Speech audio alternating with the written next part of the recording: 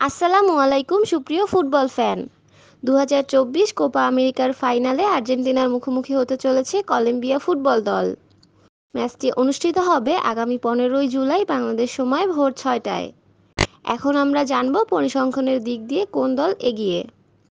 এই দুই ফাইনালিস্টের মধ্যে সব দিক থেকে এগিয়ে রয়েছে মেসির আর্জেন্টিনা। তবে সাম্প্রতিক পারফরমেন্স বিবেচনায় কলম্বিয়াও ছেড়ে কথা বলছে না। টানা ২৮ ম্যাচ ধরে অপরাজিত রয়েছে তারা। অপরদিকে আর্জেন্টিনাও টানা ১০ ম্যাচ ধরে অপরাজিত রয়েছে। দীর্ঘ ২৩ বছর পর কোপা আমেরিকার ফাইনালে উঠেছে কলম্বিয়া। এর আগে ফাইনালে আর্জেন্টিনা এবং কলম্বিয়ার মধ্যকার একটি ম্যাচ অনুষ্ঠিত হয় ১৯৯২ সালে। সেই ম্যাচে আর্জেন্টিনা জয়লাভ করে।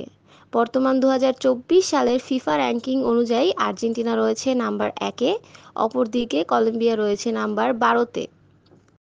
তবে আর্জেন্টিনা ও কলম্বিয়ার মধ্যকার মুখোমুখি হয়েছে মোট ১৭ বার। তার মধ্যে আর্জেন্টিনা জয় পায় ৭টি ম্যাচে এবং কলম্বিয়া জয় পায় ৪টি ম্যাচে এবং বাকি ৭টি ম্যাচ ড্র হয়। এবারে কোপা আমেরিকার ফাইনালে হাড্ডাহাড্ডি লড়াই হবে তা বলার অপেক্ষা রাখে না।